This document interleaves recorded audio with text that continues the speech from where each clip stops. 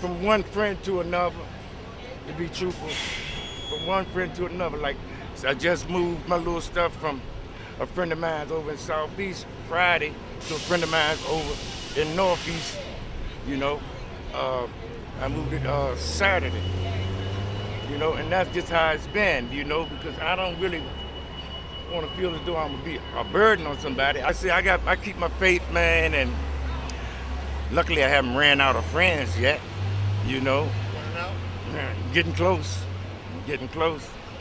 And my man upstairs, he just kept beating me down. He just wasn't gonna give up on me. I got friends every now and then.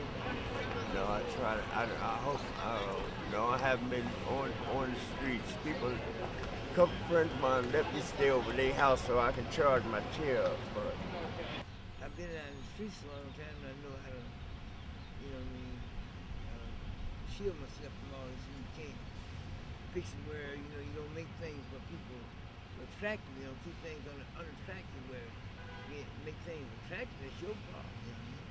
Keep things where they're unattractive, you want to draw people to you and make you think that you got lots of money and nothing. You got something you can't expose, you know what I mean? There's a lot of churches that come out and they know to come to the parks and things like that. And they pass out lunches almost on a daily basis, but mostly on the weekends. And other than that, you know, people, I do have family members that check up on me and stuff like that, but can't afford to bring me into their establishment. First of all, brutality, because women are basically defenseless against men out here in the street. Of course, women can't beat men, and there's a lot of dangerous men out here. They're really kind of big and forceful, and they say a lot of delinquent things a whole lot of times, and we have a problem with rape. I was raped myself a couple of weeks ago. It is pretty dangerous, very highly dangerous, and the reason why is because we don't get enough police patrolling, enough protection. We don't have enough street patrols and things like that. And I was out here and I found that there were other women out here as well as myself. And what happened is that I met some really nice people, especially the females, and we all sort of formed a relationship, sort of like a family, and we stuck together. We would let one another know at what church we are going to and what they're having, what special events are going on. We will let each other know about the different shelters, whether they're new and opening or the old ones that are here and available, and also the people coming behind us so that they'll know where to go when they get out here. And we would get together mostly in the summertime, and we would fill up the parks and things like that, and the people would come out and feed us all day long. We would have special Christmas dinners and things like that.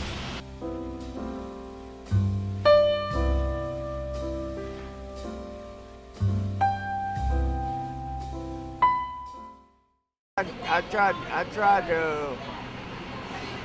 go to the Department of Housing, but they can't do nothing for me. So I really don't know. I don't know. I don't want to go on no homeless street. That's my face. First thing I want to do is get off the street and get my own place.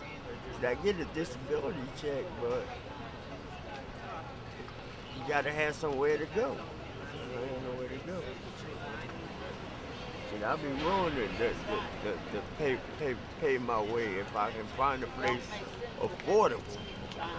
I ain't never been that cheap. Well, I wouldn't even. But I ain't no way. I don't know no way I can go.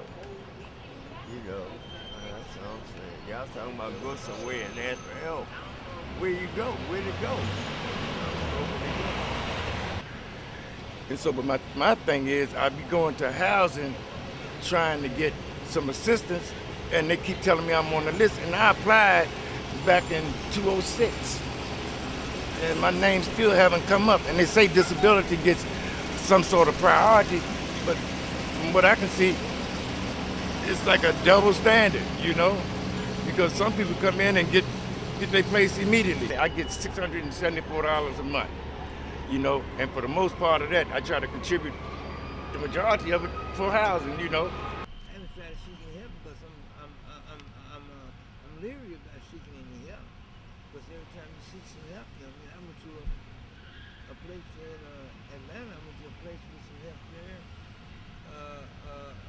and wound up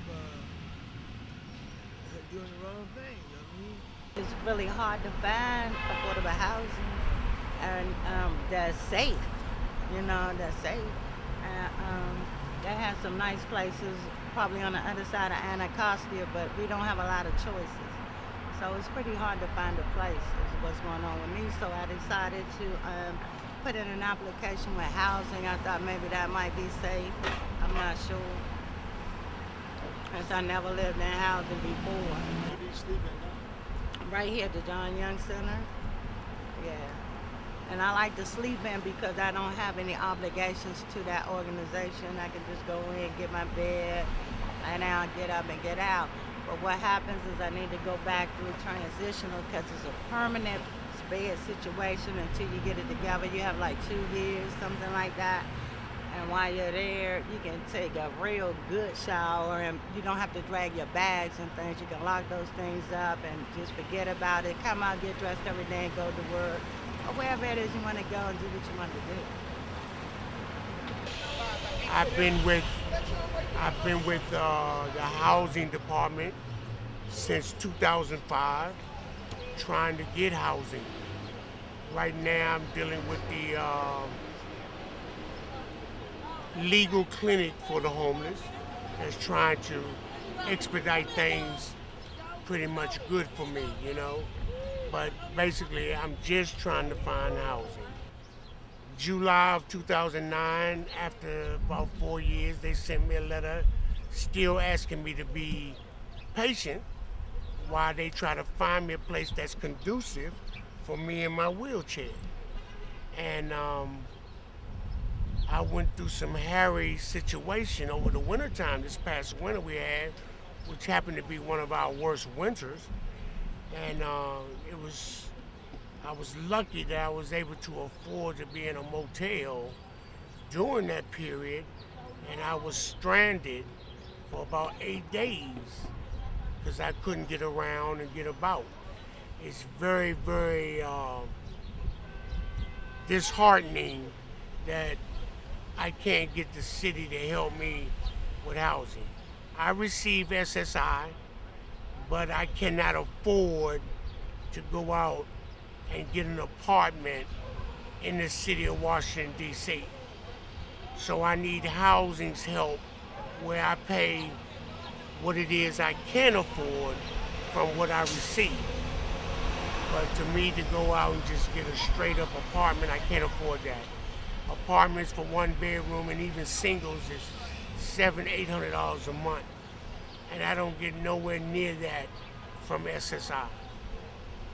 I went to a shelter, you understand, and through being in the shelter, you understand, I found out that you could get in with the counselors, you understand, and they would find you or help to find you a place to live.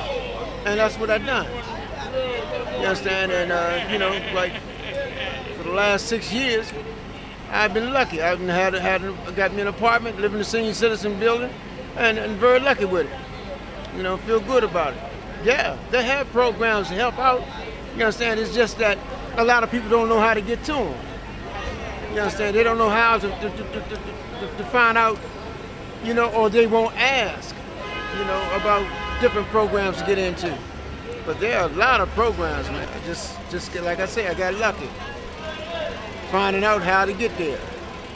You know, a lot of other people need to do the same thing, find out different programs to get into. You know, like I try to give all the information I can to different people, you know, to let them know that there is help. There is help.